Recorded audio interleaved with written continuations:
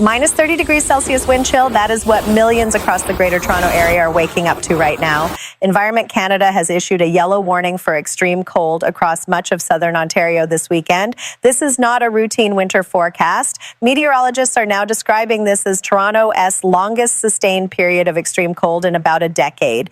Wind gusts ranging from 30 to 50 kilometers per hour are making conditions even more dangerous. Some areas northwest of London near Lake Huron are also facing blizzard warnings with up to 20 centimeters of snow. And Toronto itself could see powerful wind gusts of up to 80 kilometers per hour with local blowing snow. Here is what nobody else is telling you. In the next 10 minutes, I am going to give you the exact hour-by-hour breakdown of when this extreme cold peaks, when it eases, and what it actually means for your body if you step outside unprepared. But first, you need to understand why this cold snap is so different from anything we have seen in years. Quick favor before we go further, drop your city in the comments right now and let me know how cold it is where you are. I will check in and give you updates, or if you have got weather news from your area, share it so everyone watching can stay informed. Takes 2 seconds. Now let us get into this. Here is the important part. Environment Canada reports wind chill values plunging to minus 30 degrees Celsius. Actual air temperatures falling to minus 21 degrees on Saturday evening. Medical experts warn that exposed skin can develop frostbite in under 10 minutes at these temperatures. Warming centers across Toronto are operating at capacity tonight. Phillips Square, normally bustling even in winter, is nearly empty. Public transit is struggling, and the city's most vulnerable residents are at serious risk. But that is not the worst of it. Instead of hitting with a quick overnight freeze, this system has settled over the region with persistent dangerous conditions. This is not a one-night event. Here is what nobody else is covering. The extreme cold is returning Saturday night into Sunday morning before conditions ease slightly on Monday. If you live anywhere from Toronto to Hamilton to Kingston, pay close attention to what comes next. The situation was about to get much worse. Here's the important part about why this cold snap is so dangerous. An Arctic air mass has pushed deep into southern Ontario, dragging polar temperatures across the entire region. Think of it like opening a freezer door the size of a province and leaving it open for 3 days straight. But here is what makes this different. Unlike a typical cold snap that drops in overnight and moves out the next day, this system has stalled directly over southern Ontario. The result is sustained dangerous cold with no relief.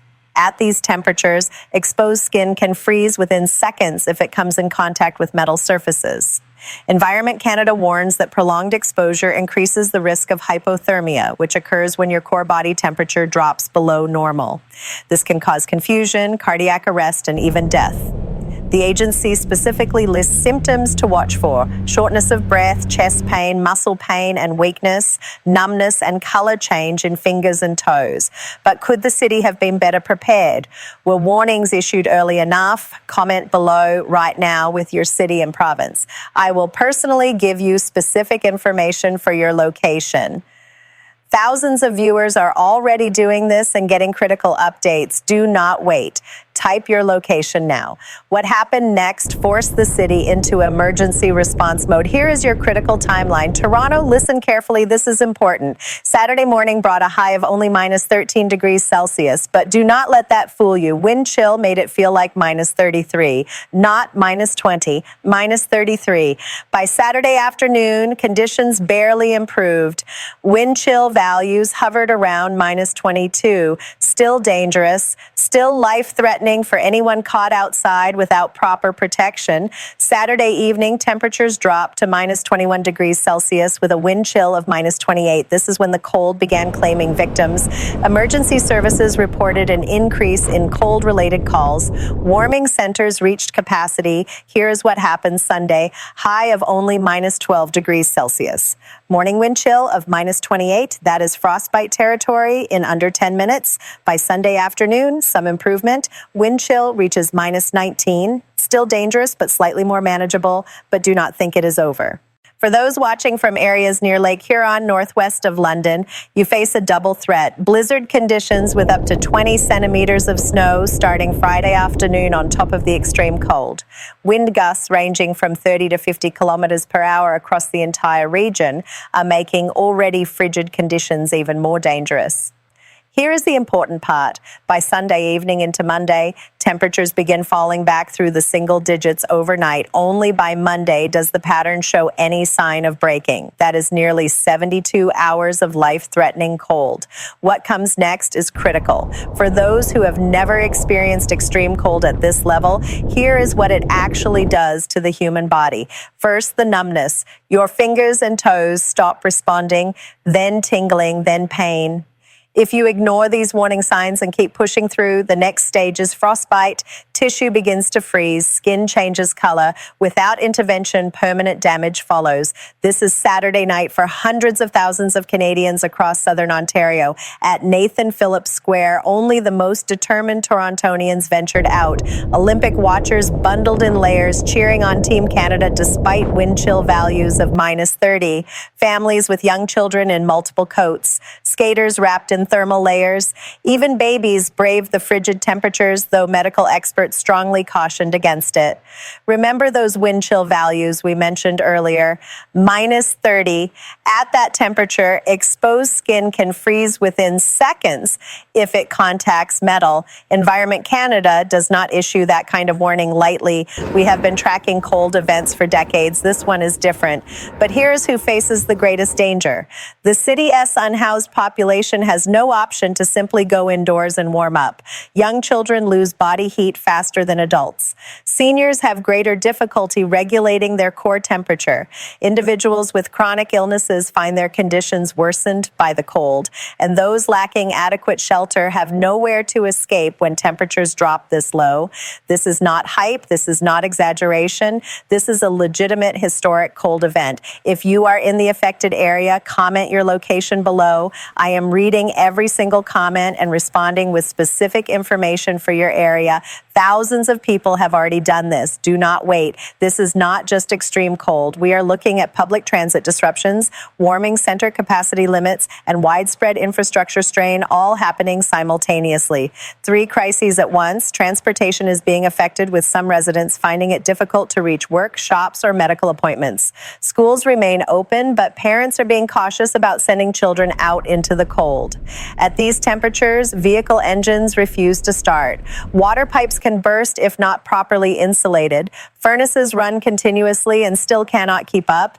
Phillips Square sees only scattered groups of the most determined visitors. Salt trucks and city maintenance crews work to keep major routes clear, but ice remains a constant concern. Side streets and residential areas require residents to take responsibility for clearing walkways, a task that itself carries risk in these temperatures.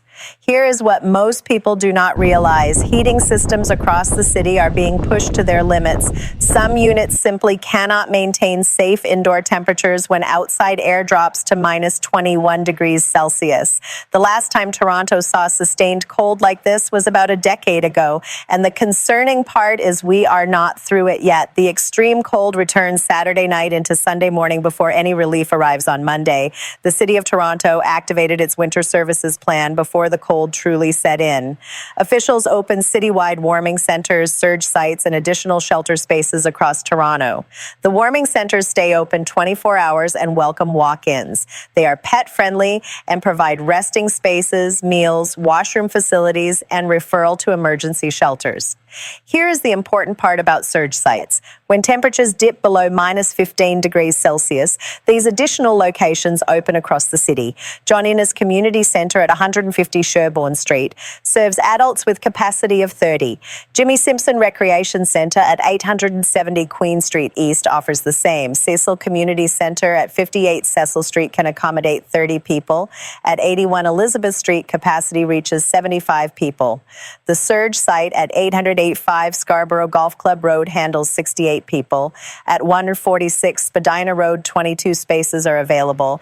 At 349 George Street, 30 spaces. And at 12 Holmes Avenue in North York, 46 spaces. But was this enough? Should more warming centers have been opened earlier? Emergency managers emphasize that the next 48 hours will be critical as they work to ensure vulnerable residents have access to warmth. The city advises anyone in need of emergency shelter to call 311 or the central intake line at 416-338-4766. If you see someone living outside in these conditions, call 311 immediately. Medical experts noted something concerning. Because Toronto is not as accustomed to such severe cold as communities farther north, residents are at greater risk. People who experience extreme cold routinely month after month are more adapted. Torontonians are not. While no single cold snap can be attributed entirely to climate change, this event fits into a broader pattern that scientists say is becoming clearer. More frequent extreme events, stronger temperature swings, longer periods of unusual weather when systems do settle in. For a city like Toronto, this means winter planning cannot rely only on historical averages anymore. It has to account for conditions that push infrastructure and social services close to their limits. This cold snap is raising questions about long-term preparedness. How many warming center spaces are truly needed during peak cold events? How can the city better reach isolated seniors, people with disabilities, and others who cannot access help on their own? What investments are needed in public transit to ensure it functions reliably in extreme cold? How should building codes and heating requirements be updated to protect tenants? And fundamentally, how does Toronto ensure that the next time temperatures plunge this low, no one is left outside to face the cold alone? Another potential cold event could arrive within weeks. The pattern supports it. I will be monitoring closely. Let us recap what we have covered. Wind chill values of minus 30 degrees Celsius. Actual air temperatures of minus 21 degrees. Toronto's longest sustained period of extreme cold in about a decade. Frostbite possible in under 10 minutes of exposure. Warming centers at capacity. Nearly 72 hours of life-threatening conditions before any meaningful relief arrives Monday. Here's the important part about what you need to do. Pay attention to Environment Canada warnings and cold weather alerts. Have a plan for what you will do if you or someone you know needs emergency shelter. Limit outdoor exposure, especially for children, seniors, and those with chronic health conditions. Watch for signs of frostbite and hypothermia in yourself and others. Check on neighbors who might not be able to manage on their own. Remember that if it is too cold for you, it is also too cold for your pets. And if you see someone living outside, call 311 immediately. I will be tracking this hour by hour. If you want real-time updates, drop your location in the comments. Tell me where you are watching from. I will give you personalized information as this situation evolves. Thousands of people are already doing this and getting critical updates. Share this video with everyone you know in the affected areas. They need to see this. This is not hype. This is not exaggeration. I hope everyone stays safe. I hope the warming centers hold. I hope no one is left outside. But the cold is real and it is here. History will remember this weekend. You have been warned. You have the information. What you do with it is up to you. What changes do you believe Toronto needs to be better prepared before the next deep freeze arrives?